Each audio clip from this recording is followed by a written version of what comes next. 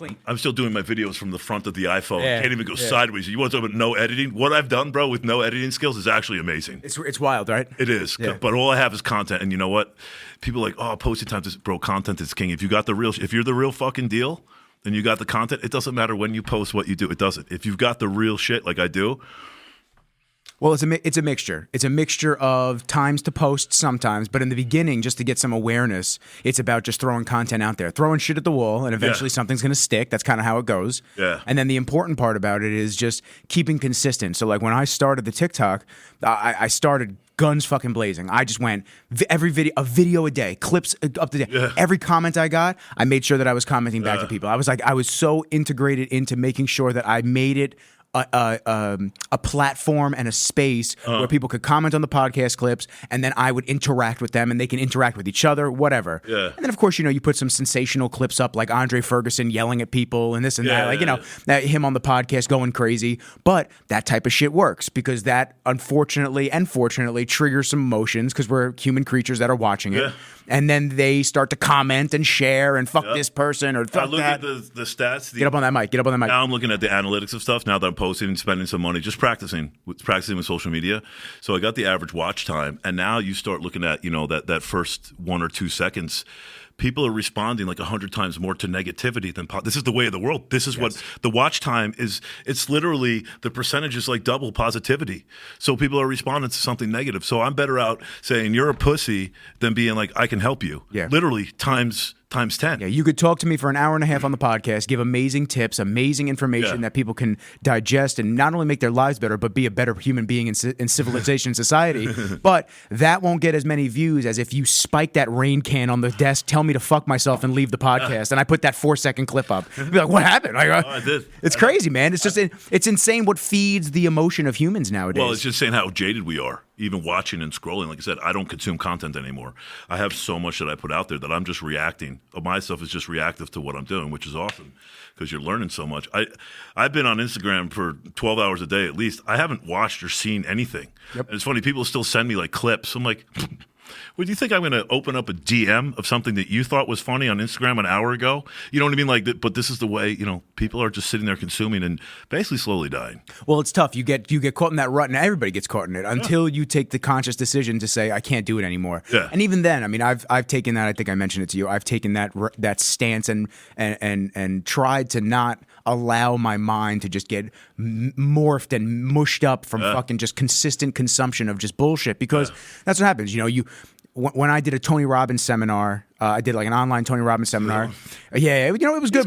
It was good, and I think there's a lot of good stuff in it. I think there's a lot of bullshit and a lot of fluff. Like I sit there and I watch, and there's a lot of people that are really just emotionally upset, and they look at Tony and these motivational speakers as saving grace. As if I follow everything that this person says and I do every one of their seminars, I'm gonna be like them, and it's not the case. So you have to have like some realization and expectations of like what's actually gonna come out of it. I love seeing people coming away from the seminars. Oh, they're all fucking gassed up. Gassed up for months, and I was too, man. Yeah. But then I started looking at it. I'm just like, if I'm gonna do everything that Tony expects me to do every single morning, if I'm gonna do everything Andrew Huberman expects me to do every morning, everything, all these guys, I mean, they all have great points on how to better your life and to stay on a great path of development and upgrading yourself. But like, I won't have any fucking time to do anything else if I do everybody's morning routines. You got to figure out your own thing. You figure out what works for you. And I like Huberman. He was a big part of facilitating some of the stuff that I was doing.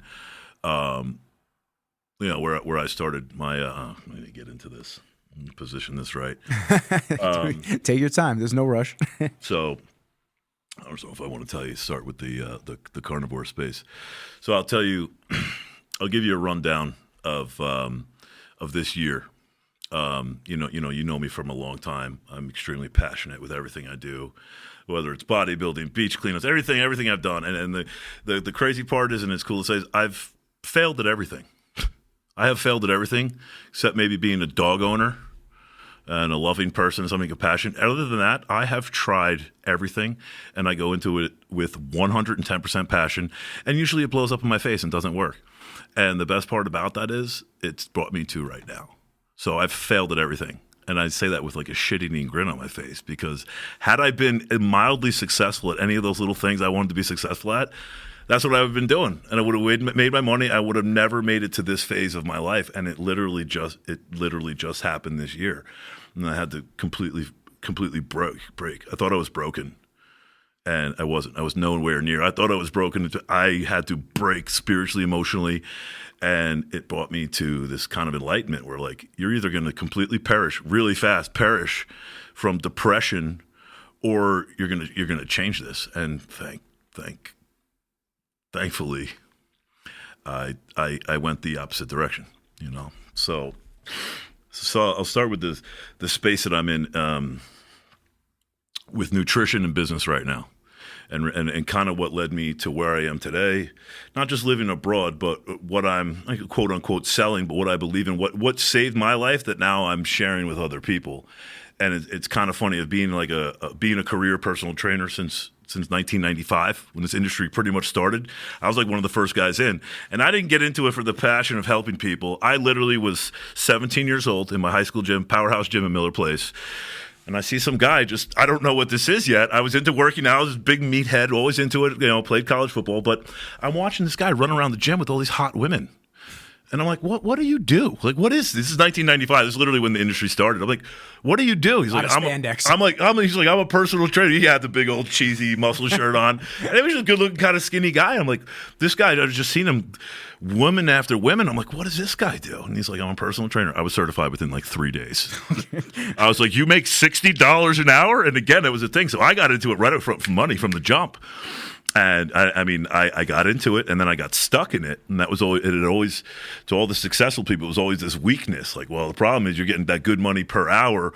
What about the long term? What about the 401? You know, all these things. What about the health insurance? All that. I spent decades being judged by myself and by other people because I'm in this limited, trading dollars for hours, but I'm really good at it. So it took a long, long time, basically, even to the point where, you know, I'm a loser. You know, you're a bartender, you're a personal trainer, you're this, you're working dollars per hour. So I'm judged by myself, or really by society. Like, when are you going to get a real job, right? When are you going to get a real job? When are you going to get some money? And everybody's giving me advice. And now here at 46 years old, today, these same people that were giving me advice are completely in love with what I'm doing. And it's just like the people that are truly my believers and the wealthy, happy people wish that they had what I had now. And I had to go this entire time not listening to anybody and being judged by all these people to come into my own space, which is actually pretty cool. So currently, what I'm doing, I am living in Colombia, living abroad, absolutely love it.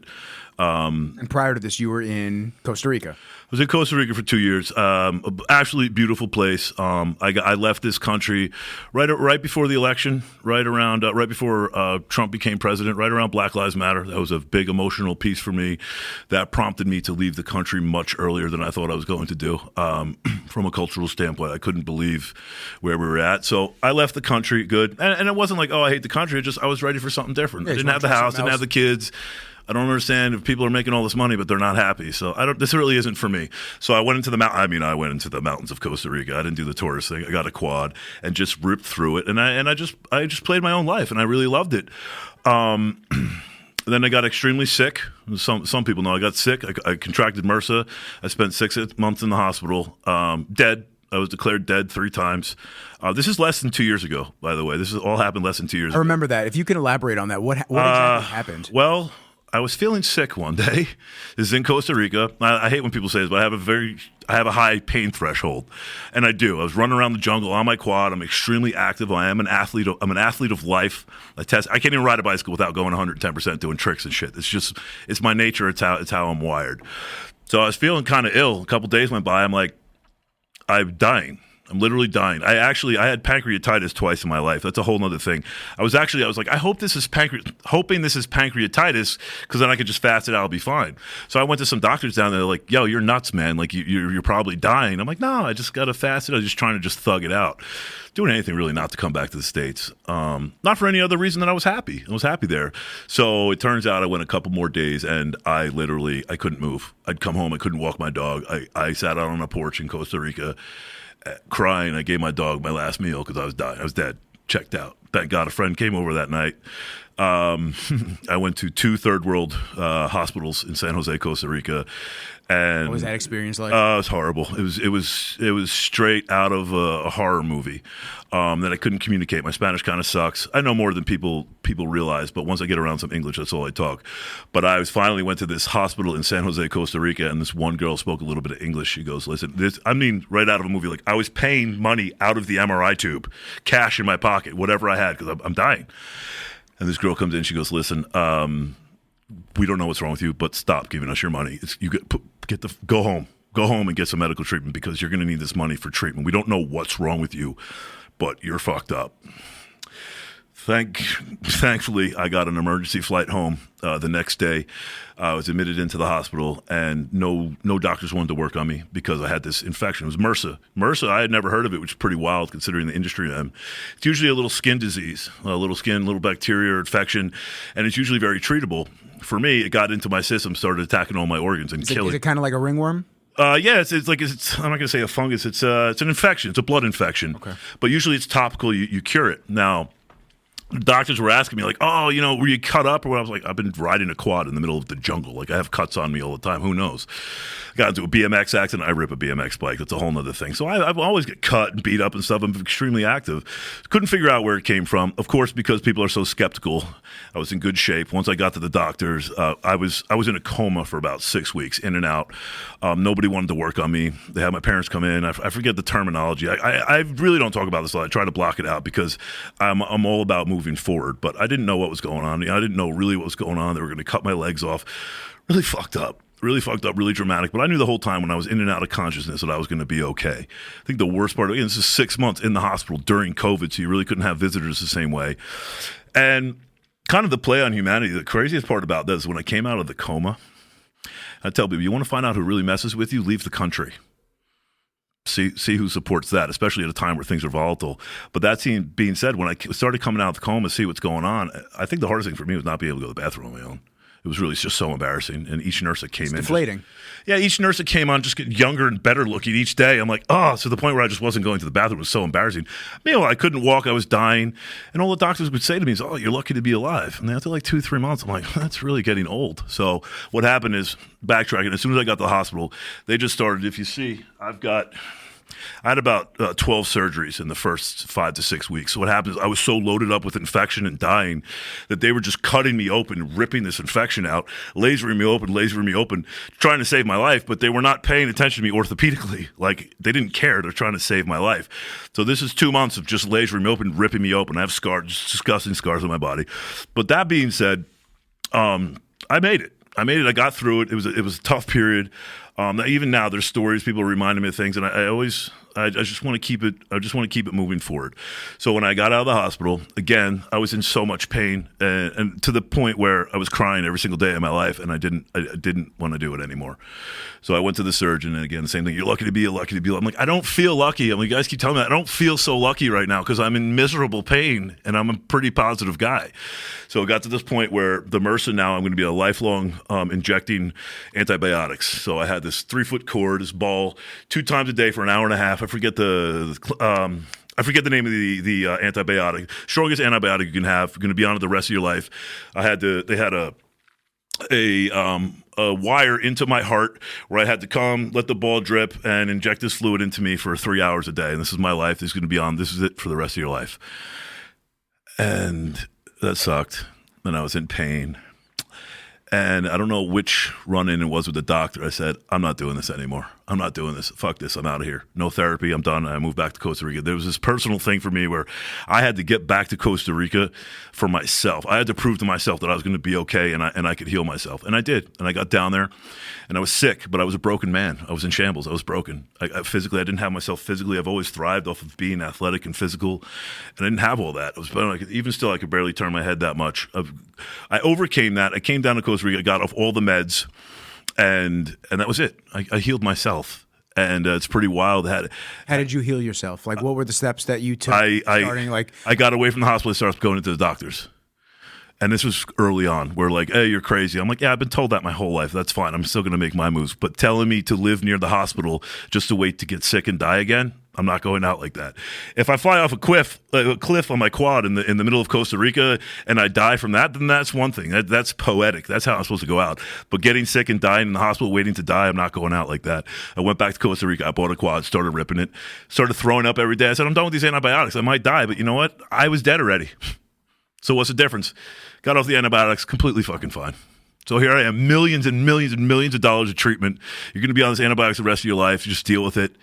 2 months later in Costa Rica, I'm ripping the quad completely. Isn't that crazy? How it's insane. It's insane. I don't even think it goes towards negligence. I just think it goes towards, this is what we learned in a textbook, and that this is the only course of action for anything that we can imagine. When we put all our faith into people, these guys told me for months, we don't know what's wrong with you. And again, of course it was, oh, well, what was I doing? So when I came back again, the skeptics and people are so screwed up, the doctors are like, well, what was he shooting? He had to be doing intravenous drugs. Listen, I'm honest with everything. The last thing I'm doing is shooting drugs. I'm in Costa Rica ripping the quad, riding a bicycle, living my life. So again, because of skeptic, even when I came out of it for months, these doctors are waiting for me to tell them like I was like doing heroin or something like that. No. They're like waiting bedside. They're like, are you ready to let us know what actually happened? Yeah, like I'm going to sit there and let you cut my legs off and not tell you what's going on. I'm dying, trust me. My parents are here watching me die. I have nothing to hide. I never had. And that's something that a lot of people can't really relate to. I'll talk about it. So there was that, and I got back down to Costa Rica, but I was a broken shell of a man, and things were not the same down there. And I slipped into severe depression. I didn't really know how bad, but the crazy part is I went down with money. When I was in the coma, this is an interesting play on humanity. When I was in the coma, my friend had set up a GoFundMe page.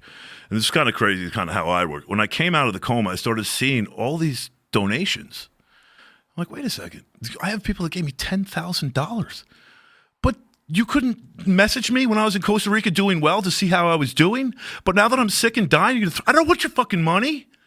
And I was angry. Here I came out as I was supposed to be grateful that I have all the people who love me. And I'm fucking angry because I needed you when I was good. I needed a little, yo, Britt, hope you're doing good. But I didn't got none of that. I'm sick and dying, and this is just how we work. I'm sick and dying, and you're giving me money. I don't want your money, bro. I want your love. I want you to be something that you're not. And unfortunately, and to keep it positive, but people are completely full of shit in a lot of aspects of life. And one of them's clientele. Their clients, oh, you're your friend. No, you're my client. We were cool when I had something to offer you, or when I was, bedside dying, when you could control the situation. And it really made me angry. It made me angry, and it just started this feeling of just anger. Like, well, what are people all about? So that being said, I got back down to Costa Rica. It wasn't working. The crazy part is I had money. I had like $50,000 on me, and I had no responsibilities, nothing, and I was completely depressed. I didn't know what to do with myself. What do you think it was? I was broken. I was physically, I wasn't a man. I didn't have that dominating thing. I've always been in shape, conquering. That's always been my MO. Is just, or how the world sees me, is just this physically dominating person, this athlete, this kind of like Spartan animal guy. And even now, I could barely turn my head. But I was broken, and I had no purpose, and all anybody could say to me, it was, oh, you're so lucky to be alive. It's such a miracle. I'm like, I don't feel any of that right now. And this is months and months and months. So in short, it just wasn't working anymore. I was trying to do tours, trying to do something. I love the nature, but it just wasn't working. So brings us to January of this year, 2023, which is pretty amazing considering where I'm at right now, physically, spiritually, mentally. January, I came back to New York. Here it is. I overcame it. I run into people. They're crying. The fact that I saw you at Bev's too. At the time. I was like, shit, dude. I was beat up, and all anybody wanted to do was talk about the past. I'm like, I don't want to talk about this anymore. And it just got worse and worse. Started getting really fat. I've always been up and down with my weight, even though I've been a personal trainer. I've always struggled with my weight, or I've abused food, like somebody would abuse drugs or something like that. And that's what was happening there. As I started to put on weight, which was just making me more and more depressed. And whatever. So January came down. I have a huge background in training professional athletes. My personal training background is really good. Not going to get into all that. But I got the call. Here I was back in New York. Oh, get a job at Amazon. Do all this. I'm like, I can't. I don't want to. And you mean you don't want to work at a fulfillment center? No, people are like, well, what do you want? I think I worked at a mortgage office for like an hour. I can't even tell you. My mom's a mortgage broker. I'm not knocking that industry. No. I'm just saying. I've listened to countless years, and she's coming on the podcast on Tuesday. That's awesome. I've listened to countless years of my mother ups and downs with the market, of just misery and this and that. And listen, when it comes down to it, my mother is 65 years old, 64 years old, I believe. She's going to hate me that I said that, but regardless, whatever, embrace it, mother. And she can't retire yet because she's constantly riding the market. Yeah, and it's tough, man. I want to see her relax. I want to see her be able to enjoy life. Yeah. And unfortunately, the rat race has kept her in her position. Well, that's kind of brings me to like where I'm at. So it's like, I refuse to do it. I know I need it. Yeah, you need money. You got to be, I'm like, first of all, I left this country, not because I hate it. I don't have any mouth. I love New York. I love New York. I love my country. I'm happy with life. I really, truly am. But it wasn't working. Nothing was working for me. And it's crazy when you have to, when people feel like you have to explain that. Yeah. Isn't that amazing? Well, again, and people are giving me advice. You have money, but you're not happy. I don't want to do what you do. Yeah. I don't want to work 100 hours a week. You have a house in the Hamptons. You have a house in Huntington Harbor. You got a penthouse in the city, but for some reason you're still depressed as well. And you work 100 hours a week. I can't sit down for 2 hours. I can't. I'm not wired like that. So here I am now. I'm at 45. Now I'm 46. 45 years old. And what, I'm going to go work for $15 an hour and work to live? No, I'm not going out like that. So I didn't know what I was doing. I was in Brooklyn. Ended up in Brooklyn with a friend. I was in a bad place. This is February of this year, which is nuts. It makes me smile, dude, because it almost makes me want to cry because I did a complete 180. I was a broken, fat, depressed man who knew I had the it factor. I knew I had talent. I knew I had something that nobody knows I have yet. And I'm trying to be forced into this box even now, because I was sick, all this. I don't have money. Everybody giving me advice. I don't want your advice. I'm not going to listen to it. And thank God I did. So I get a call. One thing led to another. And thank God my history of working with players, it came full circle, and I got a job with Will Barton. NBA player, 13-year vet, awesome guy. So he gave me an opportunity. We started working together in Washington, D.C. About March, April, spent a couple months working with him. He invited me down to Miami. A lot of these NBA players go down to Miami for the summer right before the season starts. One, so they can party, get the vibe, they got the money, they're living the high life, and just Miami's a place to be for these guys. He invites me down. 2-month contract, big money. Done. So for most personal trainers, that's a dream. I've been in and out of Hollywood. I've been all over the personal training market. So most guys, I made it. Well, listen, that's a 2-month job. So I made it for 2 months. So I got down there. This is a wealth of knowledge and experience, and I'm not chasing a bag. I'm not chasing the celebrity. I want to become one. And if people think that that's funny, you could think it as funny as you want, but I have my own dreams, and it's not clear cut. It's not the same as everybody else's, but I'm not stopping until I get there. And I'm still not. And I made it. So I go down, I go into Miami, great money, but I also know as of September 1st, I'm completely unemployed. I have nothing, no job, no nothing, in shambles with a lot of things. What's next? So instead of going down and partying and living the good life, I went down there and I worked my ass off. The average I was getting about $900 a workout. I mean, it's a sick job. So most people would look at it and just try to maintain that and get that job. No, I'm looking at it as like, in 2 months, I have no job, so I need to take this time. What is it that you want to do, bro? What did you want to do? Because you just went from the bottom to the top real quick, but after that, you're going to just go back to the bottom again? Nah, no way, bro. So I went down to Miami, and only the people of Miami, some people on social media know what happened to me down there. I went down to Miami, and I don't know what other way to put this. I set myself on fucking fire. I figured out what my dream, what my passion was. I'm going to go back and tell you how this happened. Cool? So I get this job with Will. We start training together. I get the job in Miami. I need to get in shape. I know what to do. I got the bodybuilding career. I've always been a top-tier trainer for my personality. I don't have some schematic, some crazy. No, people want to be around me. At least my clients do. Not everybody, but my clients do. And that's what makes me a good trainer. It's a personality. Again, it's not some sequence. I think for the last 4 years of personal training, I didn't even fucking count a set. People are like, I did 14 on this thing, 16. It doesn't matter. It doesn't matter. So that's where the 500-pound dent. Man, I've been running for personal for like the last 10 years. I just want nothing to do. Like, get me out of the fucking gym. I got way more to offer the world. So here's the deal. So I've always been a low carb guy. Okay, it's just fun. Let's dig right into it. For me, bodybuilding, not building, whenever I pull my carbohydrates, so it's when I got into shape. And I'm not going to make this a boring nutrition thing, but this is a life-changing nutrition thing that even if one person gets something out of this, it's worth it to me. So that's always worked for me, not because of the science, anything like that. It's because if I eat the typical bowl of oatmeal and 10 egg whites, I'm fucking starving. All day I'm starving. But if I eat 6 eggs and some cheese, I'm full for like 5 or 6 hours. Works for me, always have. Whatever. I'm not pushing that on anybody.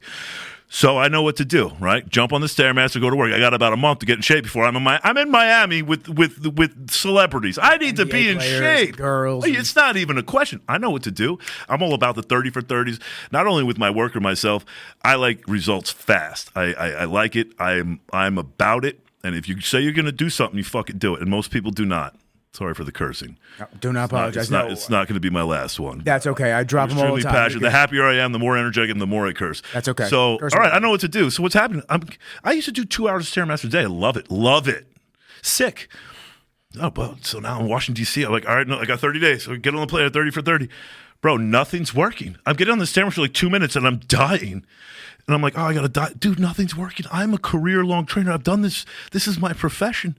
And I can't go more than 12 hours without completely sabotaging my diet. What the fuck is going on?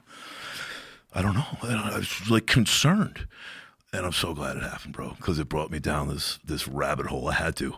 You had mentioned Andrew Huberman. Mm-hmm. It was one of his podcasts that spawned me onto thinking something else. Now, there's this video. There's 2 videos. One is Angus Barbieri.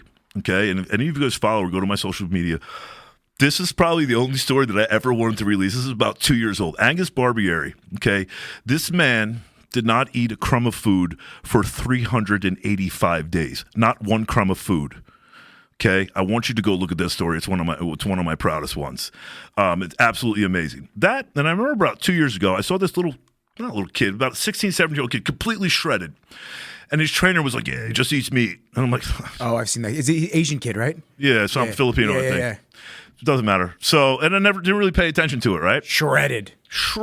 To the bone. Bone shredded. So here I am. I don't know. Now I've got like 22 days left. I'm in the highlight. What the fuck do I do? So I was like, I need to try something different. Let's get extreme. I'm all about it. I am extreme. I have no problem putting myself through the ringer. I will do it, and I won't ask my clients to do anything that I don't. That being said, I need to do something dramatic here. Okay, so I had a couple different things going on at once, and this is, I have found the secret for myself and at least for my clients. For me, it's what worked for me. It's what saved my life. So this is not like a little diet strategy or the trainer with abs that eats McDonald's is doing. No, I'm telling you, 6 or 7 months ago, this kept me from possibly killing myself or absolutely dying or perishing into nothingness by changing what I put into my mouth. We always think that, oh, nutrition is this much. No, nutrition is 99% of not just the physical game, the fucking mental game. Yeah. And I had no idea. I had no idea what was going on. And again, I've been a top-tier trainer, commanding.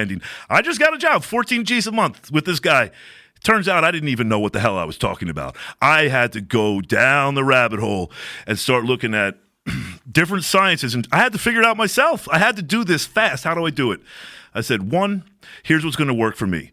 These are catchphrases. Unfortunately, I have to use these to explain what I'm doing. People, especially with responding to me, oh, it's keto, oh, it's carnivore. No, the buzzwords of the industry. Right, you got to have them. But first of all, keto, you don't know what you're talking about. People think they pull their carbs. You're on a keto diet. The ketogenic diet is 80 to 90% fat. So unless you've looked at your plate and saw 80 to 90% fat, you don't know what the fuck a ketogenic diet is. It's not just pulling your carbs. It's 80% fat. I had, let me just interject for 2 seconds. Please do. Just 2 seconds. No, just as a laughing anecdote for keto. I had my aunt's boyfriend. Okay, ready for this? There's always an extension. Yeah, of course. Yeah. I've been in the fitness industry for how many years, right? And listen, I'm not a pro. I'm not anything like that. But I've been around everybody, and I've read a lot, and I've researched a lot, and I've gone through a lot. I mean, just this year alone, I was 230 in March, and I'm down to 189 now. Great. So it's like that. Yeah, I met you backstage at a bodybuilding show. Yeah, at the Mets, long time ago. So that's how we first met, and then we were Bev's guys. So I've learned some shit. Yeah. So my aunt's boyfriend, I'll never forget this. It was fucking insane.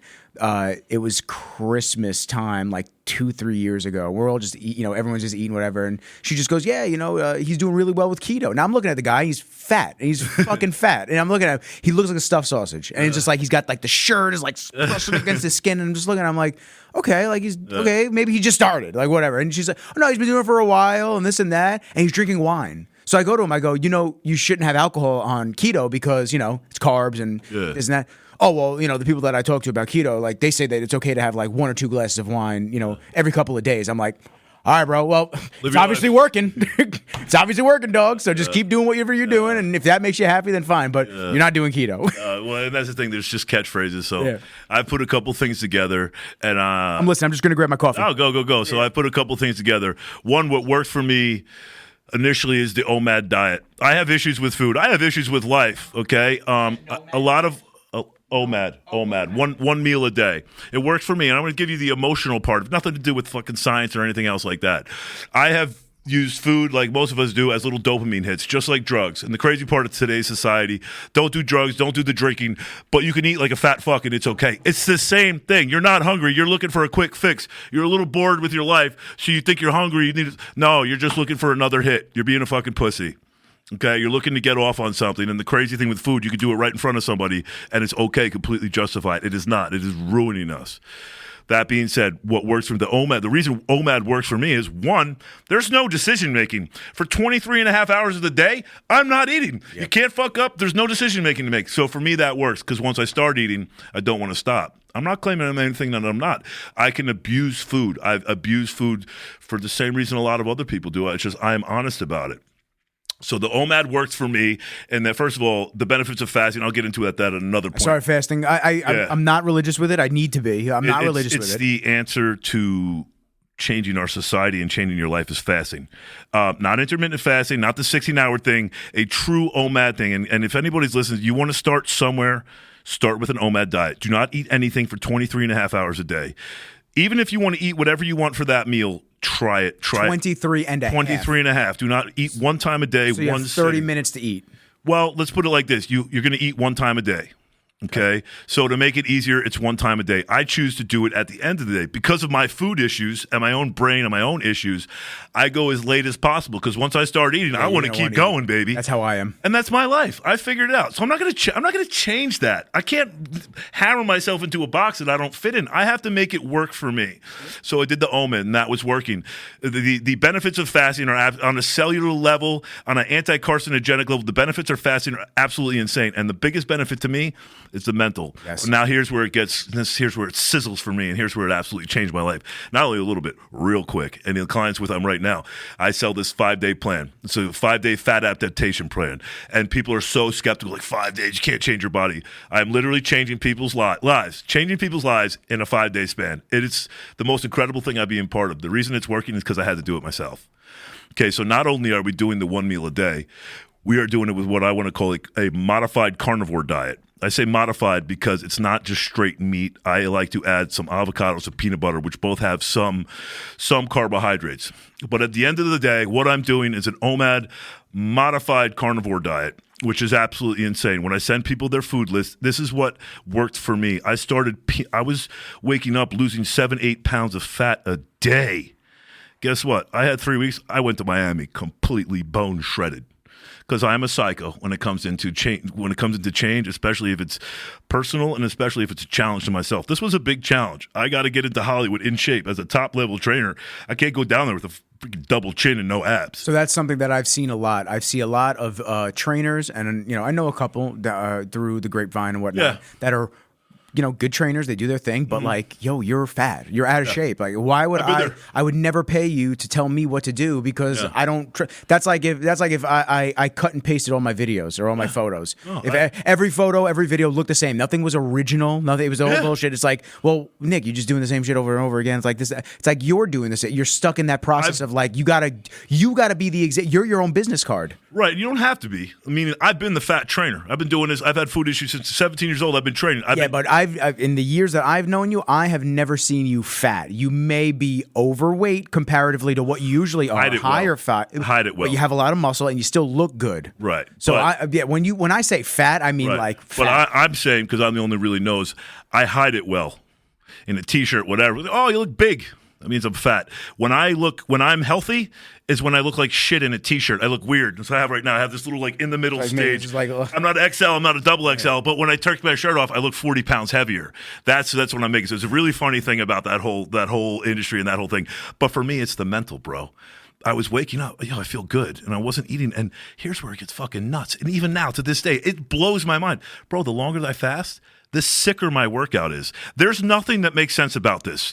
You got to get up. You need energy. Bro, if you have body fat, here's the best fuel source in the world is right here. Your best food source in the world. You already have it on you.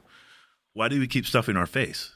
I'm not going to say not just because of the calories, the inflammation. You're not supposed to eat this way. It's the most unhealthy thing we could do. But we're taught, get up, you need energy.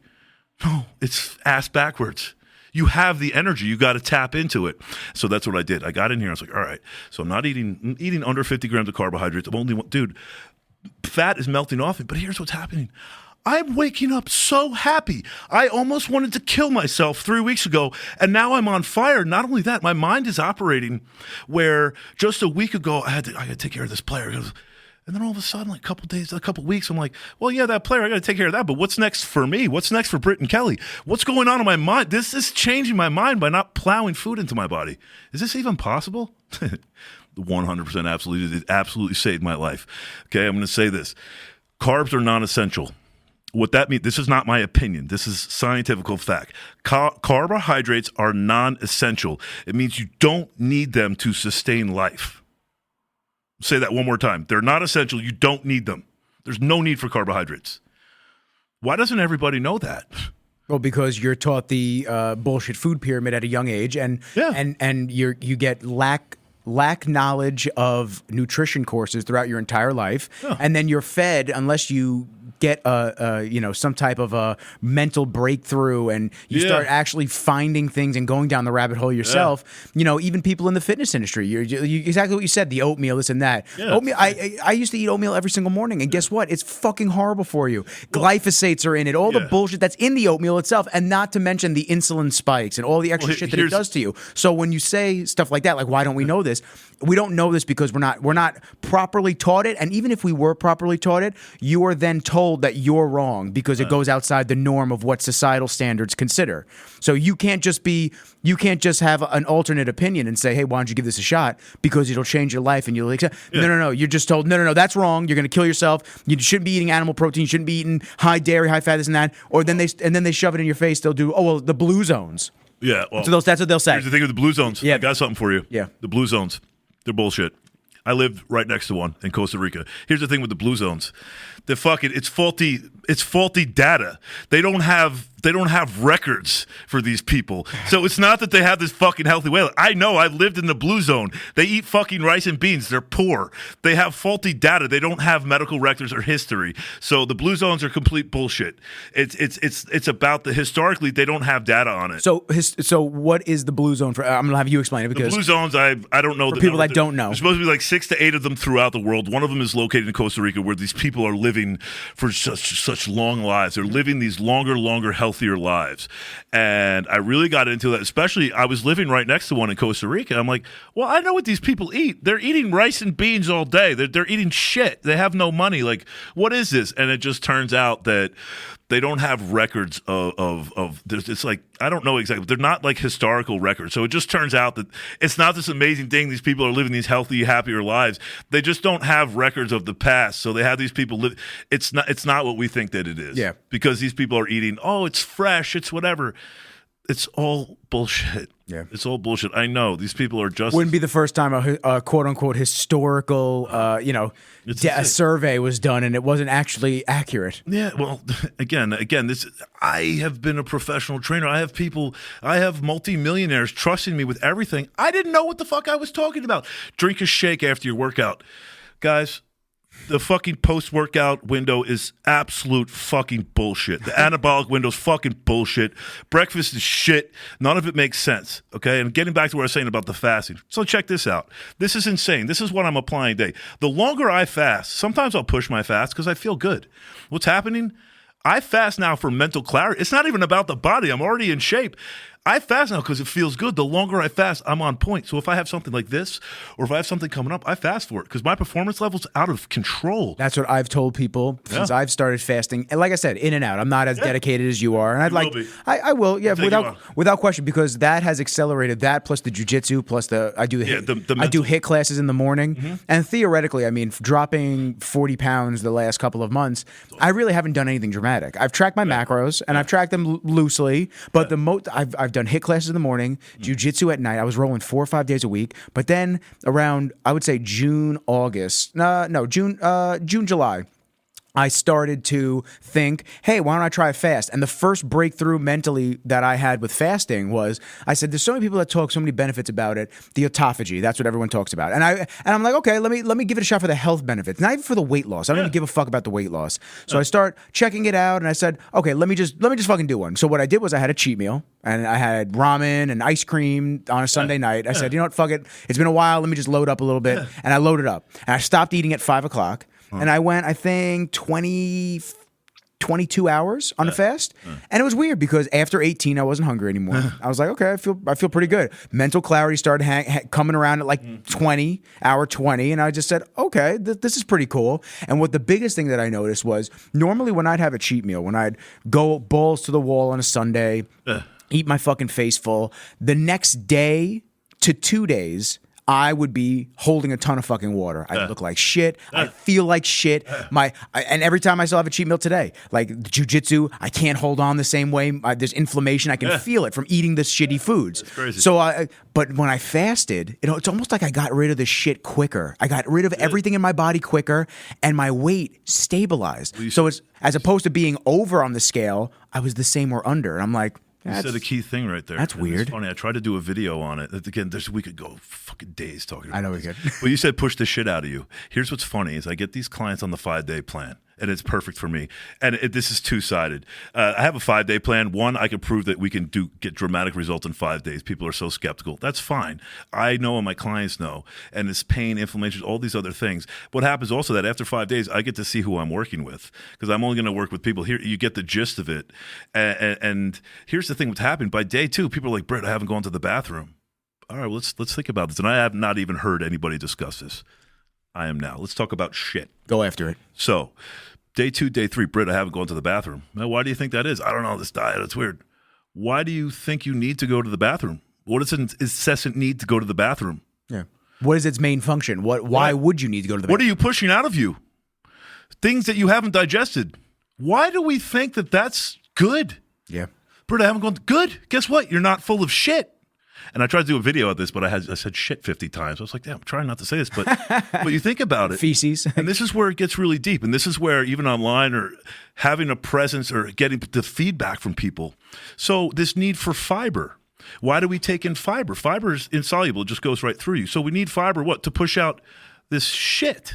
I wish there was another word for it. Okay. Well, what are we talking about here? What are we pushing out? Why is our body not absorbing? Why is that okay? Why have we not even questioned that? What are we pushing out? Well, what's happening is we're not putting the shit into our body. This is day 2, day 3. We're not talking like months and months. We're talking very quickly. I load them up with just fats and protein, and they're not going to the bathroom. There's nothing to push out. Your body's absorbing what you're eating. It's a good thing. And I've got people that don't go for days. I'm not saying that's healthy, but we're taking in fiber. Why do we need fiber? Do we need fiber? Not at all. A bunch of bullshit. There are some cases, there are some cases where it could be beneficial. But all in all, fiber, sometimes it's all bullshit. Yep. You're pushing the junk out of your body. Why are you putting the junk into your body? Let's start there. Okay? This need for vitamins and minerals. I'm not saying everybody, but in general, I pull fruit and vegetables out of people's diet. The only thing I use is an avocado. And there's a deeper reason for that. Britt, oh my God, fruits and vegetables, you need these vitamins. Who said? Why do I need these vitamins? Well, what do you mean? And I can't even talk about it. Well, what is it that I need these vitamins and minerals? Are you deficient? No. What the fuck do you need all these vitamins and minerals for? We don't even question it. Vitamins and minerals for what? So let me challenge the thought process, just because I'm curious. So like blueberries and let's just talk about berries because I know berries are some of the best fruits that you can have. Because for what? For just in general, I'm saying for a fiber source, but for brain health and whatnot. Because I forget the actual terms for the blueberries, but Dr. Amen, he's a brain psychologist. He does brain scans and whatnot. He says blueberries and berries in general are some of the best foods you could have at least once a day just to help your brain out. So I believe that. I do, but with just eating protein and fats, do you believe at some point that there is some type of a deficiency that those aren't giving you? No. Okay. No, and I'll tell you why. This is where it gets really good. Yeah, This is where I claim my title. So jumping back into the internet game, getting into Miami, figuring out how do I get onto the internet as a trainer and make a splash? I need a title. I'm way more than a trainer. I'm not a personal trainer. That's actually insulting. No disrespect to any personal trainers, but I've been doing this a long time. I'm one of the best. I am. I can say that. It's the only thing in my life that I'm super good at. I'm trying to figure out my title, right? And it's taken me decades. I'm not a personal trainer. I'm changing people's lives. And I came up with Game Changer, right? I'm like, oh, it's bizarre. It's weird. I know. But I believe in it. And you know why? Because it is a game changer. Now, these things, you're talking about neuroscientists, doctors, talking about brain cognition, mental health.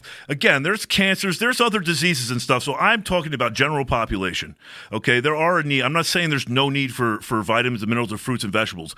But this premise that we automatically need them, no, it's bullshit. All the nutrients you need are in your body fat. It's the best fuel source you have. We're not cracking into that. Here's the thing. Yes, you need fiber if you're on a standard American diet to push the shit out of your body. Why are we putting the shit in our body? This is where you just question everything. Okay, so we have to push this out. You need the fiber. Why? Why would you take in sugar, which is going to spike your insulin, which is a fact? It's not my opinion. Nope, why are you going to make yourself fat to push out something that doesn't belong in your body anyway? What is the thing there? Because people couldn't comprehend completely changing their intake. So yes, things like fiber, there's certain things that will help you if you're on a standard American diet, because all this shit is blocking you from absorbing the nutrients that you actually already have in your body. These meats, these fats, it's all you need to sustain life. So you're saying that there's so much excess that you're just not absorbing it, and that's why you're deficient. That's why there's this need for all this other stuff, because you're taking all the stuff that's pulling shit out of your body. We are consuming. We are destroying not only our physical health, our brain health by consuming. We're blocking we're blocking the human body from working the way it's supposed to. We're not supposed to eat all day. So I'll tell you this. So when I was doing the bodybuilding really heavy, I was trying to have a solid off season. This is like 2016, 2017. I was trying to really focus on it and really go in and this and that. And I was with you. yeah. Just a point in my life that I'm glad I grew out of. To be completely frankly honest with you, because I talked with Lindsay Greeley. I know you know Lindsay through Bevs. I talked with Lindsay. She's had an epiphany as well. She lives out in LA, which she doesn't love it out there anymore, but she loves her clients and the people that she works with. So she's staying there for now. But nevertheless, we were talking about like the need to constantly eat. I mean, and constantly put fucking food into your body. And Meadows actually used to talk about fasting.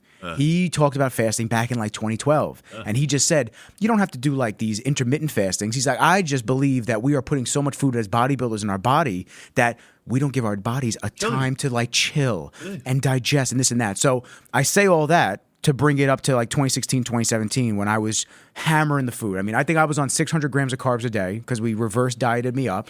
And whatever the fuck that means. Yeah, you know what? In layman's terms, and for what the understanding of it is it was supposed to help reverse my metabolism out because the coach that I originally had, who will always go unnamed, wanted me on a lot of steroids. Tanked me to the fucking ground, and I started working with a homeopath and a natural guy down in Florida, and he helped me to build my metabolism back up to what it was. But we use standard shit. We use and it's nothing against him. It worked, and I was lean, and but I was eating so much food. Now the issue that I had was I was shitting all the time. Like it was just around the fucking clock. Like I wake up, I shit. Go afternoon, shit. Another one in the afternoon before shit. Before bed, shit. It's like I wasn't stopping. So I started developing hemorrhoids. Well, because of the inflammation. Yes. So I started developing hemorrhoids, and then last year, I had a anal fistula. I love when you talk dirty to me. Oh, listen, man, anal fistula. Like I said, first off, I hate that name. It's fucking crazy. I've talked about it on the I've talked about it on the podcast before, and it's evidently extremely common, and nobody talks about it because it's embarrassing. But they say it either happens when you have colitis or Crohn's, which I don't have either yet. Who knows? My mom has colitis, so it's like it's one of those where they say you get it because of that, but they said it just happens because there's a sweat gland in your rectal wall that gets inflamed and it doesn't clear out, so it creates an abscess pocket, and that's what it was.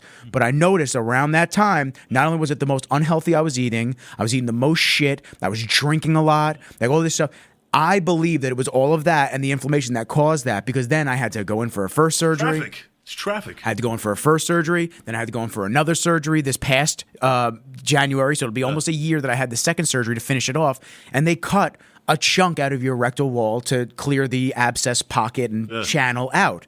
So that's kind of what's fired me up on my new path, because I found that when I had fiber, I didn't go to the bathroom that much. But then as I started the fasting, you don't go to the bathroom that much. So it's quite the thought challenging process that you switch up. It is. And the crazy thing about fasting is it's not new. Religions have been fasting since the beginning of time. We just never at any point said, you know what, maybe this could be a diet strategy. And again, for somebody who's been selling nutrition at a high level, at a high rate, to come back and say, guess what, I was full of shit and I didn't know what I was talking about. Stop eating. Let's try that. And I think that's what makes me so excited about what I'm doing right now is that I'm new to this. I'm living this life. So only my clients really know. I get juiced up. Because it just saved my life. I was that fat, battered, broken, depressed piece of shit this year. Now I'm in one of the better shapes of my life, exercising way less. This is the least I ever exercise. I stay active. I haven't jumped on a machine of cardio. I walk. There's so many simple things at play here. Stop eating. Stop fucking eating. Can you imagine that one? So, Britt, what am I paying for? You're paying for me, if you want, for me to show you how to do this and sustain this. I hate this because I'm not this organic yoga tree-hugging guy. This is a lifestyle. And what happened to me, yeah, I'm in shape. I could cheat. I don't. I feel like shit when I cheat. I try to. And what happens is I don't feel it. I'm not saying I never do. I had pizza the other night. It was absolutely amazing. This isn't eating meat but it's back to basics right when right. You, so what do we do? You don't get up the next day and just keep going. What you do is fast it out. You fast it out. You thug it the fuck out. And here's the thing with fasting. The carbohydrate. Again, it's not just fat. This is where it's tough to talk about because people take a couple key words. Oh, it's just fasting. No, because when I break the fast, we're breaking it with 0 carbohydrates. So what happens in your body over the course of 5 days we want is absolutely insane. And I'm not just talking about the body fat. It's the mind, the pain.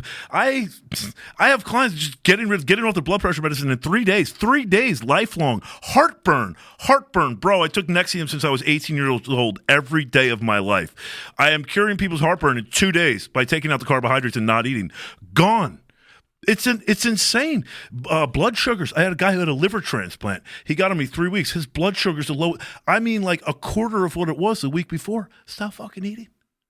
And when you break the fast, don't eat the carbohydrates. You don't need them. So Gary Brecka is big on not. I'm sure you've seen Gary. He's controversial. He's got some awesome material. He's got awesome material, but he's some of the stuff I listen to. I'm just like, okay, maybe. Well, you know he talks about like immediately when you wake up, have 30-gram protein shake, and I'm just like, oh, well, you know what? Maybe. And you know what? At least he's out there pushing. He's an advocate. You know what I'm saying?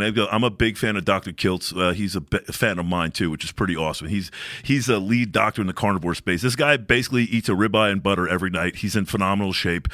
He's awesome. He's awesome. I would love to sustain that and do that. I can't. My issue is I have hemochromatosis. So my body deposits iron in the brain and liver exceptionally quickly now. So my iron levels were extremely high 2 years ago. My ferritin was almost 500. Mm-hmm. And then this year, I got tested again in August because I was having a lot of brain fog. I was feeling fucking off. And a lot of people that know, I talked about it on the podcast a lot. And and then the guy down in Florida told me 2 years ago, I call him the mad scientist. He's a doctor down there. He told me 2 years ago, donate blood. You have to get the iron out of your blood. Out, yeah. And I said, okay. I'm afraid of needles, so I just pushed it off. And, yeah, I'm like a fucking bitch. Like a bitch. So then, yeah, pussy. So then I'm not. Yeah. So then this August and September, I was feeling like shit, man. I was feeling like shit. Couldn't explain it. I'm in some of the best shape of my life, performing like an athlete in everything that I do. I'm wrestling grown ass humans. Like I'm feeling great, but I feel off mentally with work, just life. I have a beautiful apartment. I live in a great village. Like, why do I feel off? And it almost felt like there was a bubble around my head. I couldn't explain it. And him and this other Indian dude that I work with he does a lot of like the natural stuff with vitamins and whatnot. And he's been spot on for a lot of stuff. He told me months ago to donate blood. Months ago.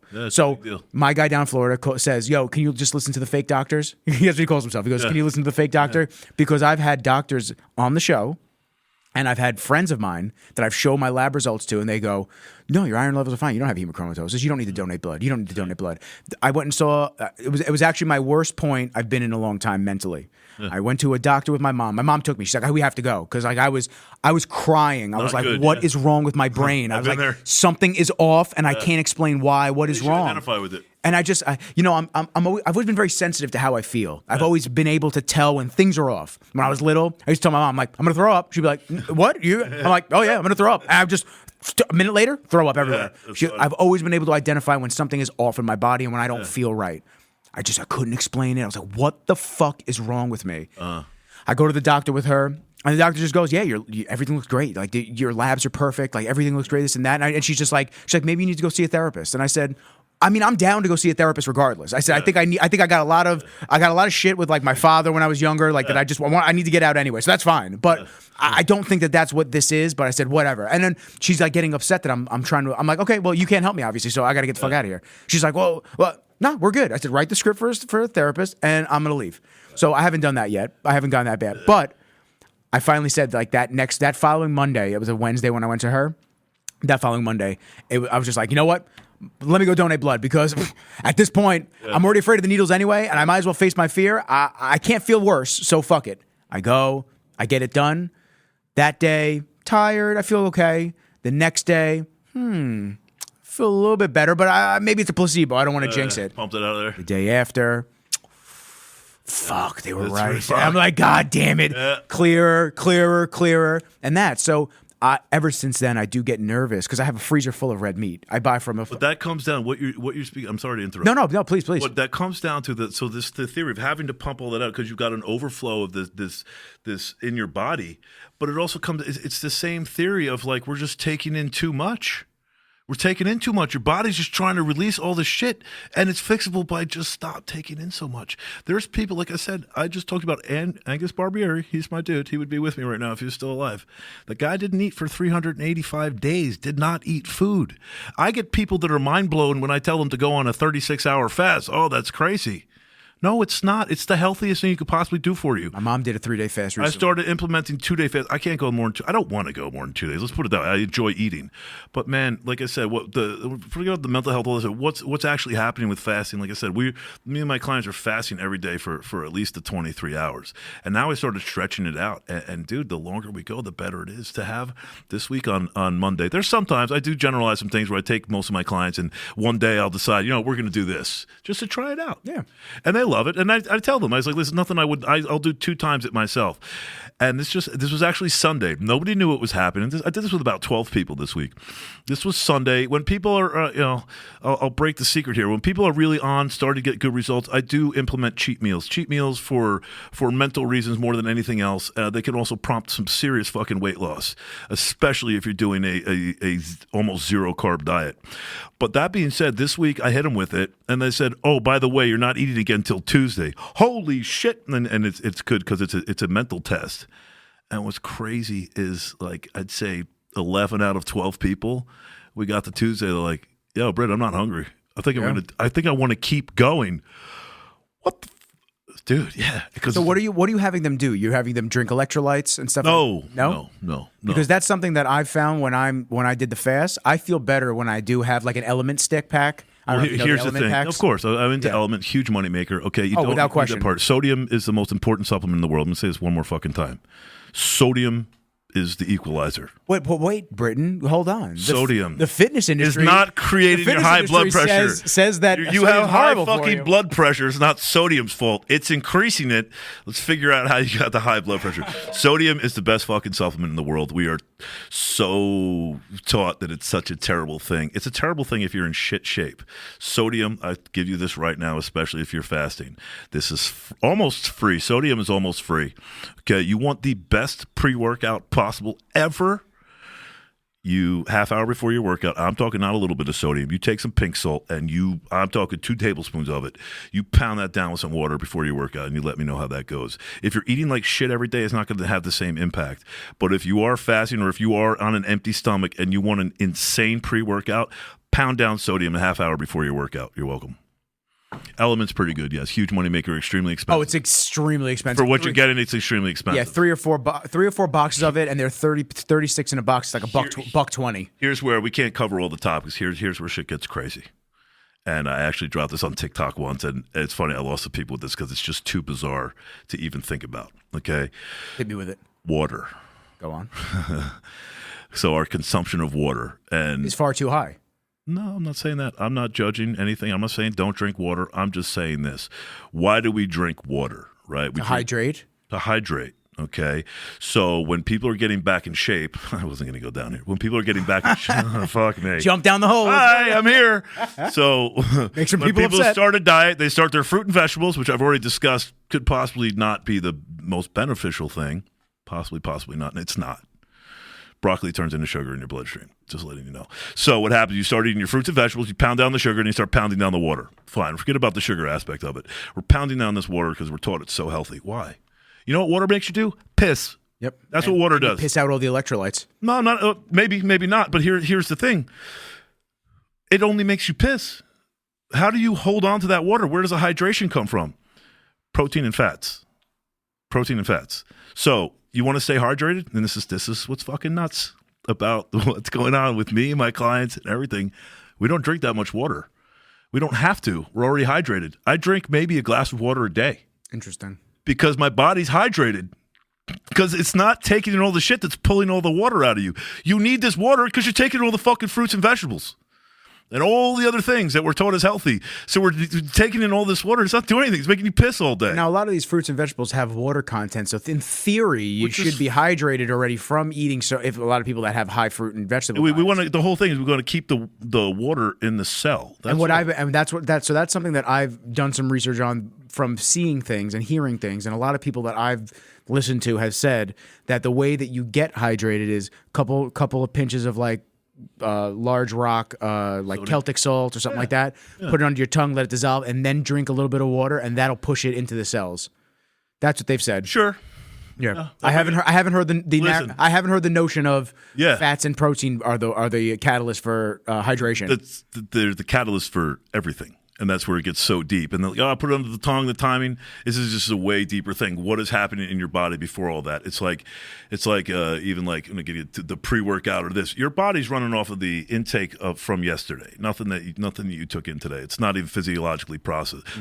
This is where the whole protein window, that protein that you take in, it's about 16 hours till that's even active. So it's all bullshit. You know what I mean? It takes that much time to even hit that protein source. Even for a shake?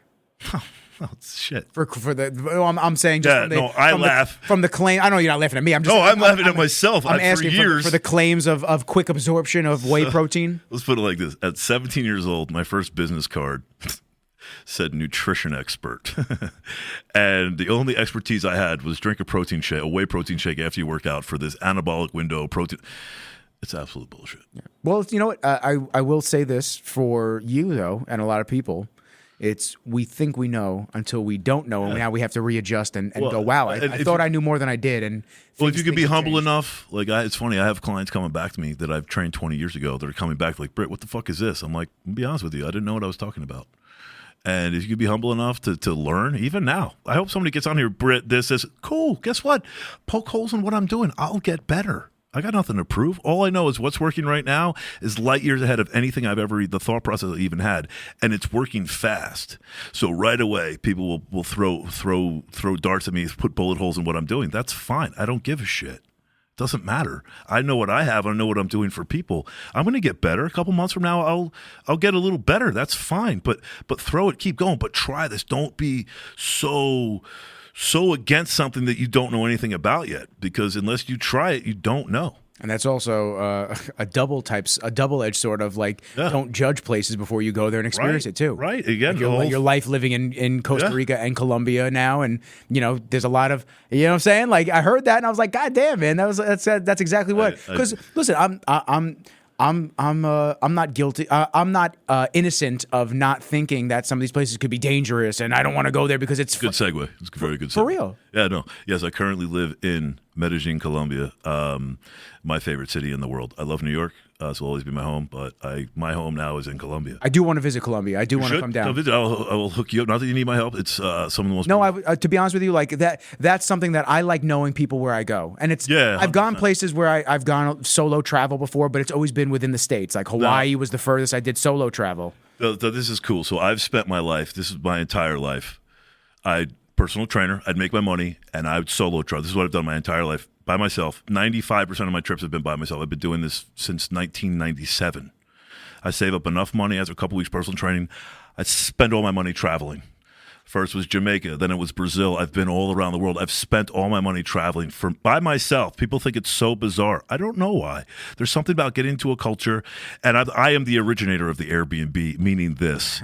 When I first started going to Brazil, and this is before Google even, I started trying to figure out things out, At first it was going to meet foreign women. It was great. It was awesome. I was young, young 20s. It was great. And then I learned early on that you got to get your own apartment because these hotels have certain policies. This is way back in the day. So I've been staying in the hoods of the world in apartments for a very, very long time. And again, this is what I do for fun. Nobody understood, like, Britt, why do you just travel by yourself and come back? I said, nobody wants to do what I'm doing. It doesn't excite them. But all I know is when I come back, I want to work and I want to do it again. And I've been judged even by my parents, like, well, what are you running away from? I'm not running away from this. It makes me feel good. I don't know why. And what's really awesome today, I live that. So what I used to do for fun, I fucking live it, bro. I work from my phone on a balcony in a foreign country. My life is a fucking vacation. I'm not running away from anything. I'm living the dream. And I say that very humbly in that I had to do this for years against everybody's opinion. Why are you doing this by yourself? Well, you know what? Because right now my life is set up in a beautiful country surrounded by beautiful people.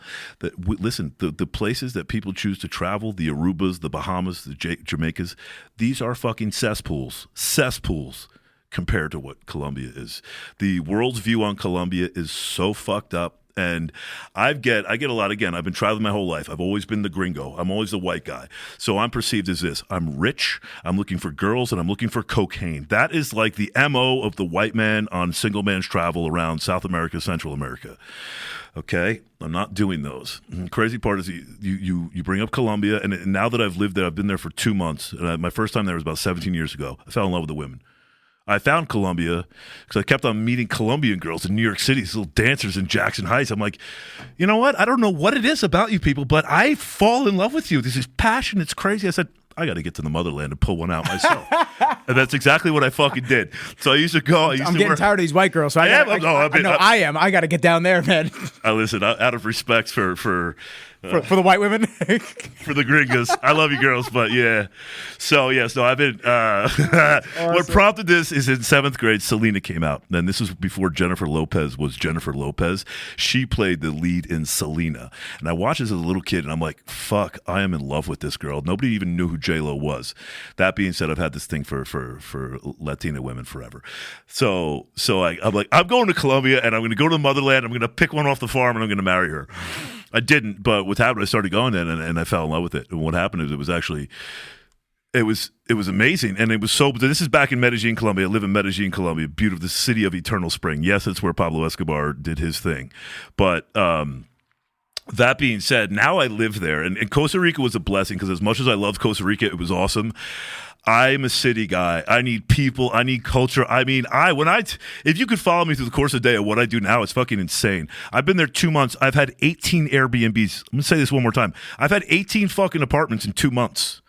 I have a bicycle and I have my dog. I know more about Medellin than most of the people that live there because of my freedom that I have with my phone and what I'm doing with the lifestyle coach. And I call myself a nutritional lifestylist, which is exactly what I'm doing. Yeah, I've now experienced life, locals. I mean, I'm around the vibe, the people. It's funny because nobody knows anything about Colombia, and I've lived in different third world countries, visited almost everywhere. It feels like Colombia is got, in terms of a city, it's the most comparable city to New York City in the fucking world. It's the closest thing to New York there is, for a couple of reasons. But number one, the vibe, they work. So after years in Costa Rica, everybody's, yo, you need to chill out. Tranquilo. Well, I don't chill out. It's not me. I'm from New York. I'm taught to go. Yeah, go. We do. So, I was like getting tired of people telling me to calm down. I don't want to fucking calm down. I don't do yoga. I don't relax. I don't want to. Don't fucking tell me what to do. Couldn't imagine you in yoga. No, I did it once, killed it, never went back. Fucking hurt my neck. So I fall asleep. Just I sit. The second I fucking sit down, I'm asleep. I run myself into the ground. Call it whatever you want, but I'm happy. I'm inspired by life. So I just go. So I'm running around Colombia. They have the best healthcare possible. So this is a mega city for a fraction of the price you pay anywhere. But because of the stigma and the stereotype, nobody wants to go visit. But you have no problem going to Aruba. Aruba is a shithole. I've never been to Aruba. I have my aunt and my uncle who passed away a long time ago. People love it. He fucking go to. If you're all resort people, if you're sitting there at a nice little stretch, keep in mind, I traveled the world for 8 years cleaning up beaches, so I get to see the other side of it. I get to see the other beach that they don't clean. So I've got not the pink sand. No, I've got this exposure to the world. I'm not at Club Med on a fucking chair. I'd rather. I'm not into that. I want to be in the hood. I want to be with the locals. I want to experience the culture. I'm not afraid of anything, which is both good and bad. But there's a reason I could walk down the streets of Medellin, Colombia, alone with my dog with very little Spanish and not be fucking afraid, because I'm not afraid. And by not being afraid, it allows me to see the magic of living somewhere. Nobody would comprehend, especially the Colombians. They would never think that somebody had the balls enough to live in a place with very little Spanish and just walk around like, oh, I do. And because I'm willing to take that risk, I get the magic. You know what I'm saying? So it's not easy, but Colombia is one of the most amazing places in the world. The food, it's funny because I just got off a plane 2 o'clock this morning. Typically, when I'm coming to visit home, I want to come and get some pizza and whatever. Dude, I'm literally flying home, and I'll always be from New York. I love New York. I love the States. I'm not angry with the States. I don't have any of that, Max. My home is in Colombia. And it's such an amazing feeling to call it my home, and I'm so proud of that. And now for the first time coming back to New York, yeah, I want to see my mom and my dad, but we have a good relationship. I can't wait to get back home. Yeah. Especially for the pup. Especially for my dog. Again, I'm leaving my dog. Get your kid. And again, I told you this before. She needed to do the doggy daycare. She needed 2 vaccines, 2 shots. They picked her up about 25 miles from the place. 3 nights lodging. Going to drop her off tomorrow. Offer $80. Okay, so not only do I love Colombia, I can't afford to come back here even if I wanted to. I trip on my sidewalk and it costs me $80. When I come out the house in the morning. My Uber receipts. There's not one day I don't wake up, and honestly, it blows my mind. I look at my phone and I'm like, $1.40. $1.80. That's wild. Oh, I'm hiring videographers. I hired to do a video. High-end model, and I wanted to do this stuff in Miami, but I was like, I don't have money for this. Call up a modeling agency. I need a girl. I want to do a video shoot. How much for the girl?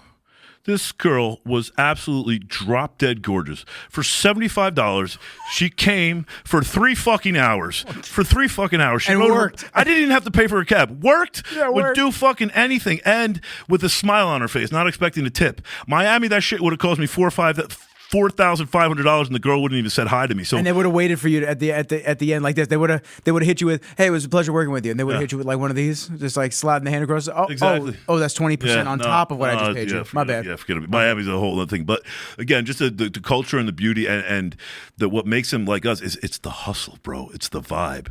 I'm not going to mention this. I will. There's in Medellin. Go ahead. I was just going to say, what is their main like business model down there? Like, what is the main thing? Because obviously, it's you think of like drugs and stuff like that. Yeah, no, I hate to say it. I don't believe that it's like that, but that's the stigma. I would tell you what, my experience. First of all, it's a full-blown fucking city. I mean, this is one of the loudest. It's comparable to New York. It's called the City of Eternal Spring. So not only is it the city, the temperature is fucking 75 degrees all year round. Okay, it's in the middle of these mountains. Medellin is just surrounded. No matter where you are, it has this beautiful view of the mountains called the City of Eternal Spring. It is a full-blown city, so they have every commerce there, everything.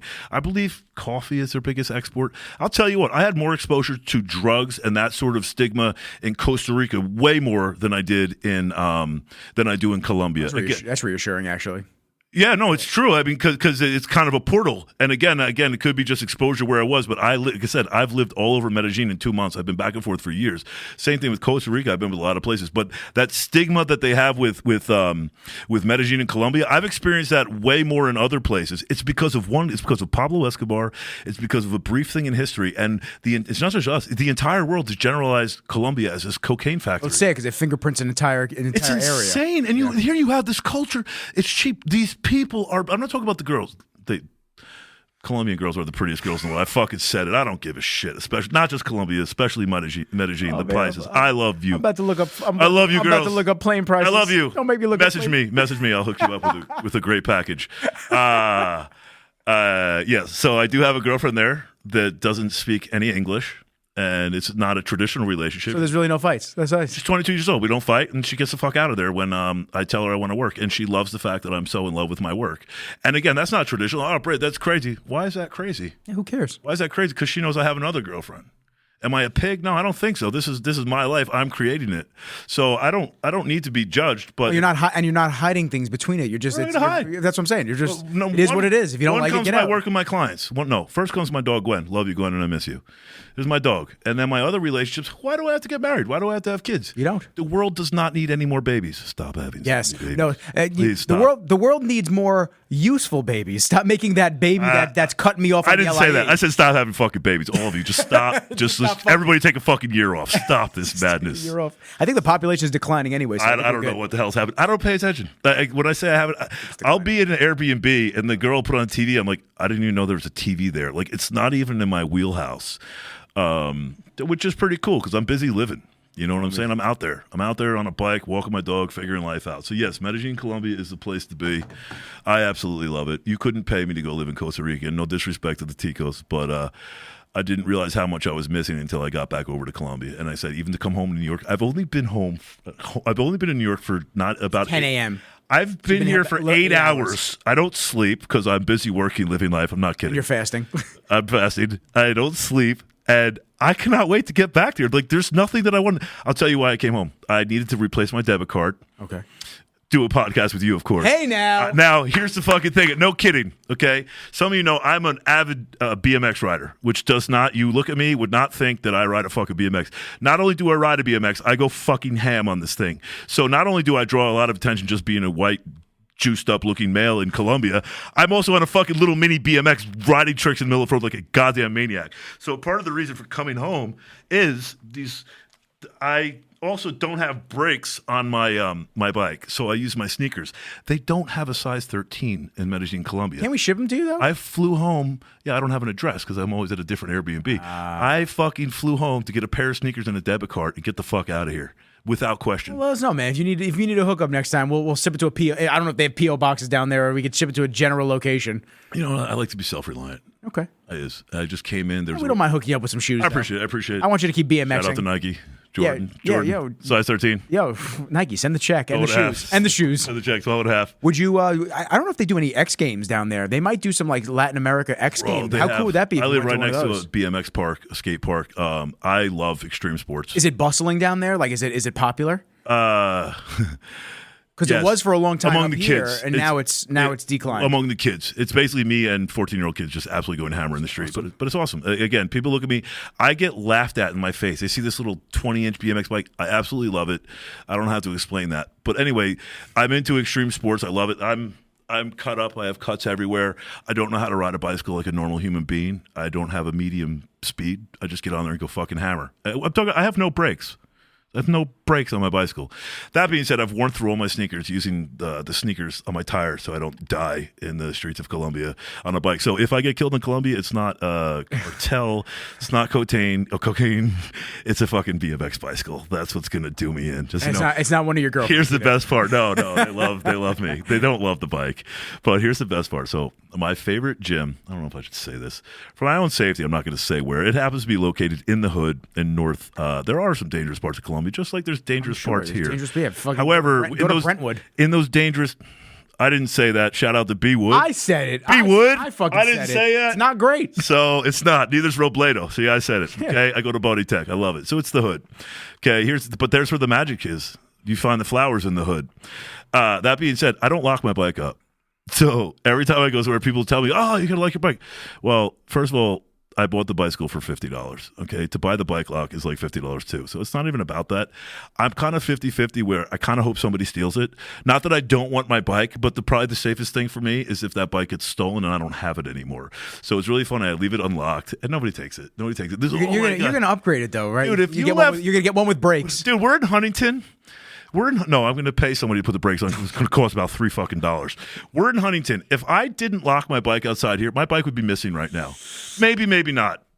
But I would agree in most areas on Long Island. Maybe not. I gotta be honest with you, dude. I've left some shit out before, like my trunk open and I'm on the main street, and I just trunk open all night. I come out the next morning, I go, "Yo, what the fuck, dude?" No. What I lean on the key in my apartment. But again, I would normally agree with it because generally that would be the case. That's fine. But the thing is, again, the stigma was it wouldn't happen. It's Colombia, and it's just this perception of danger, and it's really nuts because it's my favorite place in the world. So if you want the authentic authentic stay down in Colombia, but you don't want to have to worry about like bad areas. Whatnot. You don't have to worry about it. There's more bad areas here than there are in Colombia. Don't worry about a fucking thing. Don't worry about it. Don't worry about anything. Okay. Listen, any park in the world is scary looking at nighttime. Without question. Okay? And just because people don't say hi to you on the street doesn't mean they want to fucking murder you. And you think about it. And I fight this. I finally got to a point in my life where I don't give a shit. And people say that like, oh, cool. Like, no, truly, because for me to survive and do what I'm doing, I can't look for validation. I can't, if somebody doesn't say hi to me, I can't waste any time thinking about why. You walk down the streets in New York City, it's not like everybody's fucking saying hi. Nobody's even looking you in the face. So if I'm walking down the streets of Colombia and I'm going to be scared, I'm not going to be scared. Most people are, and most people should be, I suppose. But no, the stigma with this, I'd be more scared speaking English in Brooklyn with where I'm at now than I am not being able to speak good Spanish in the hoods of Medellin. Okay, and that's real shit right there. So I mean, you've heard there's a lot of you hear the passport bros. You hear that's a buzzword on social media, especially TikTok. Passport bros, guys going. That's okay. Now you're gonna look it up. We just said it, so now the phones are listening. Yeah. It's basically the notion that American women aren't desirable to some extent anymore. Oh, here he goes. He's leaving. Sorry, Mom. American women aren't as desirable anymore for a lot of guys because of just like the narratives that's being pushed on how things should be or how they need to act or this and that. Well, this is what I'm saying. This is coming from what it is. Well, and there are guys finding their wives overseas. Well, this is you're talking to a person who's been traveling overseas by himself since 18 years old. So yes, I get it. I don't think I've ever had a white girlfriend. Western women. That's basically. I like Latina women because of the passion. I find that there's more passion, there's more romance. And should we dig into this? You can dig into it. Okay, so I have to. And listen, I have to make the claim. It's nothing against anybody. It's not that I believe these things. It's just it's a very intriguing fact that guys are finding their wives overseas versus finding them in the States now. Well, here's a shout out to the white girls right here. I'm not even going to make that comparison, but I do understand it. Once again, I'm going to say I've been traveling by myself to other countries all over the world my entire life, not by accident. If I felt validation dating girls in bars locally, I would do that, but I don't. That being said, so I spent a couple of years in Costa Rica as a single man with no kids, by the way, no ex-wife either.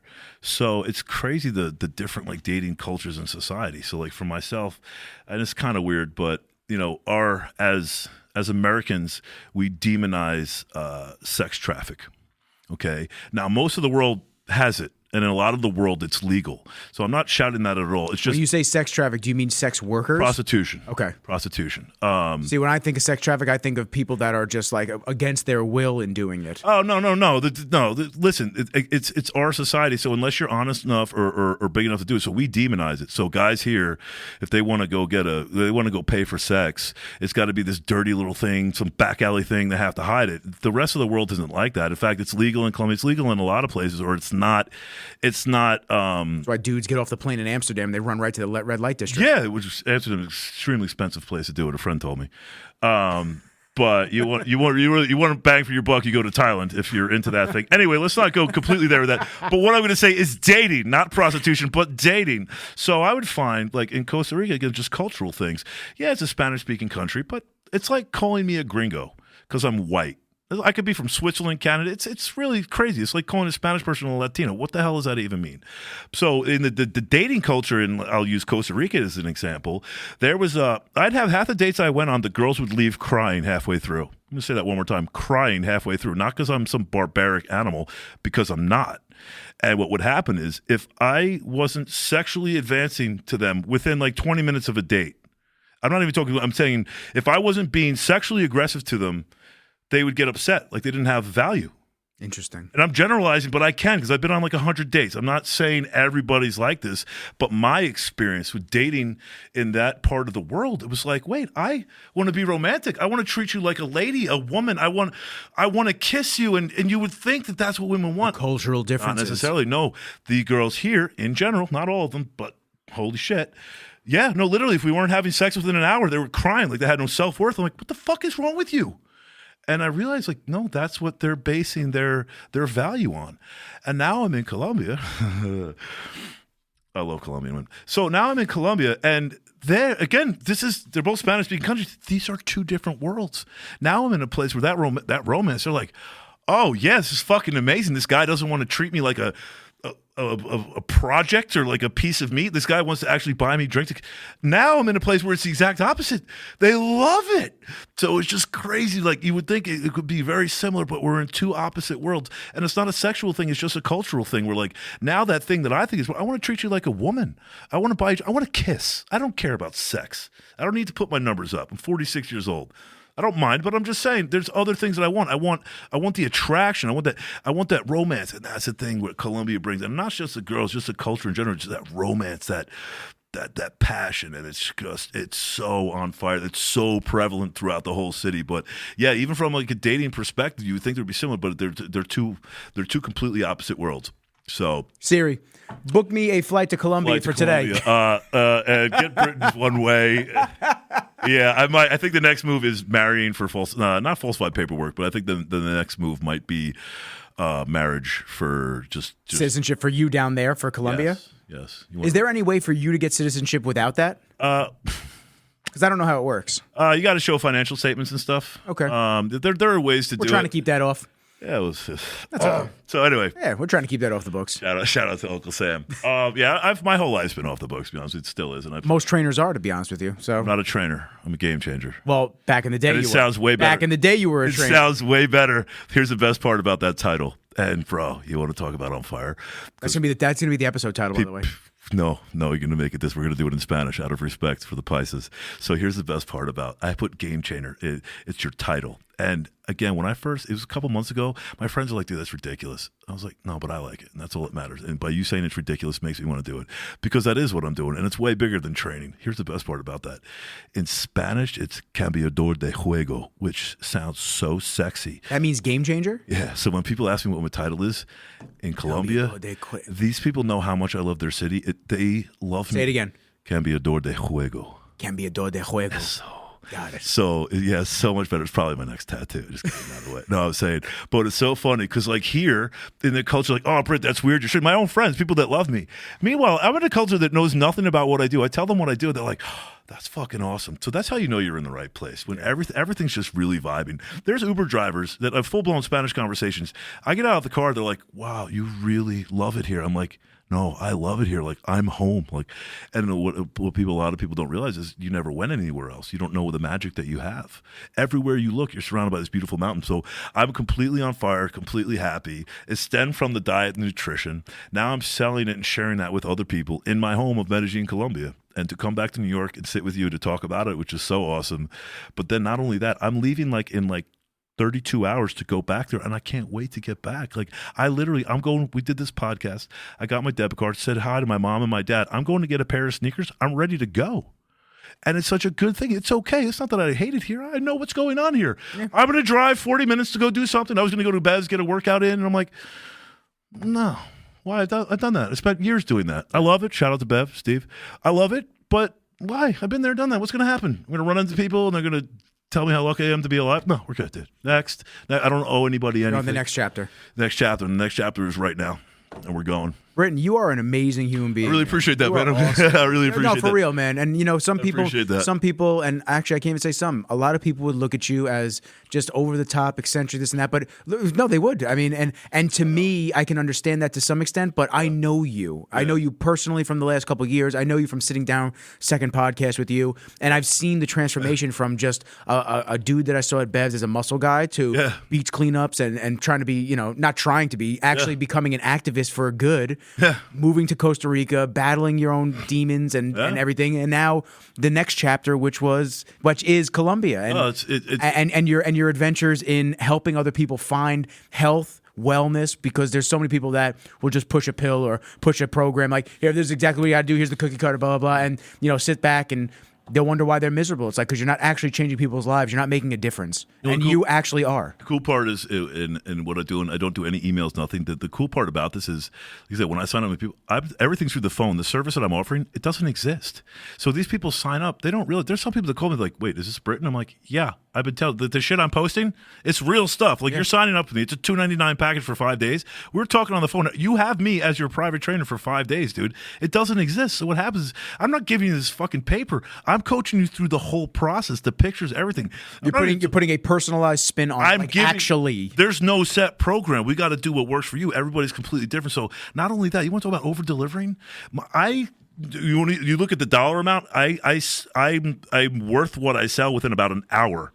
And then I go the next 5 days because I know at that end of that 5-6 days, I know what's going to happen. You're going to feel great, and you're going to want to sign up. That makes me feel good because I've changed your life. People spend more on bullshit that they don't need and that make them sick. So investing in real stuff. I'm not going to be able to do this forever. So I've kind of been posting up, and people are like, "Yo, I'll give you advice. Do this." I'm not trying to make millions of dollars. I don't want 100 clients. I want 5 new ones a week because it makes me feel good. Because of my situation, I don't want $1 million fucking dollars. I want time. My gift is time, and I'm going to keep that. I'm not chasing a bag. I don't need it. But the people that I do have, the special people in my life, I get to right now for this moment. I'm blowing up. I'm on my way, but I'm already happy. It doesn't matter if I die tomorrow. I achieved my dream, bro. I work from a balcony in Colombia on my cell phone by my own rules, and that I'm good. No matter what happens after this, it's perfectly fine. But I'm not going to offer this service forever. That's what's been the cool part about what I'm doing. I've been pushing it. Everybody gives me advice. I don't need advice. I'm trying to share a certain time with you, my transitional period. I'm sharing it with you. Like, I'm giving you this thing. So whether you sign or not, it doesn't really matter. But it's really special to me because I know it's not forever. And I've just absolutely been enjoying this whole process. And I want to thank you for having me on, brother. Dude, for real, you're an amazing soul. I'm looking forward to. I gotta tune into your content. I really do try. I told you when you first sat down. I try to be very selective with the stuff that I'm consuming. Yeah, be careful. And because it piles up quick. And if I consume everybody that I know's content, it just becomes like too much for the brain. It's like a lot of it's the same shit. It's a lot of the same shit, and it becomes the over, and you don't give your brain a rest. And I think that's where a lot of mental fatigue comes from as well. Digitally detoxing and just being able to step away. But I noticed you put like a sleeper on your Instagram message. Yes. You put a do not disturb, but it's funny. I need to do that with work because I set no limits to myself. So it'll be like 2:00 in the morning and I'll respond to a client. So I actually have to tell myself, don't respond right away, because then you're setting the standard. Then all of a sudden it's going to be this flurry of text all the time and thinking that you can reply right away. I did that for years. With my clients with the video business. I let them dictate everything about my life. And that's also what got me in some of the steepest battles that I've had to overcome in terms of my weight, my mental health, life in general. There was no work-life balance. I started as a videographer that just wanted to make some cool videos and this and that. And then I got overwhelmed. I took on every client I could. I thought I was a kid, big swinging dick type shit. Like, oh, I got every client and this and that. Yeah. But then it was just, there was no quality of life. It was just, I was sitting in my room, when I was living at home still at my mom's house, my bed and my editing desk was right next to me and all my gear was in the garage and I'd just be there all day and all night. I would shoot all day and I'd edit until 2-3 in the morning, sleep for maybe 2 hours, get up and do it again. And then it started getting like, oh, I got to get a workout in too. It's like, I'm tired of following people around the gym and now I don't feel like working out. And letting other people dictate your life. And it took time. Around the clock. If I got a message, if I got a call, if I got anything like that, I'd answer it instantly. That's why I've done a couple of things, and people that listen, they know, and I'll give new listeners just the quick free game that I do now. I set the sleep timer, the do not disturb on my Instagram DMs starting at 8 p.m. and it gets off at 8 a.m. That's it. Not a bad idea. Because theoretically, I'd like to be sleeping and in bed by 9:30, 10 latest, so I can just recharge. That's fighter life. That's a jiu-jitsu stuff. Yeah, well, because I'm up at 4:45. I'm up at 4:45 every morning. I walk the dog. He needs his seizure pills at 8 a.m., so I go to the gym. I do HIIT class at 6 a.m. Wow. I come back. Oh, so you're back on full. Oh yeah, I come back. Battle mode. Yeah, I come back. I give him his pill, and now that I moved my office right to my block in Huntington, I appreciate you for real. I come here, I get my work done. Maybe I go to jiu-jitsu at noon. Maybe I go at 6:00 at night. But then between then, I'm working. I'm on time. But once I go to my jiu-jitsu at night, after that, I'll talk to some people, my friends here and there. But then I leave the phone in my living room on my speaker, and I go into my room and I try to detox because I find the more I look at this thing, the more I doom scroll, the more I'm consumed with social media, the more my mental starts going down, and I can't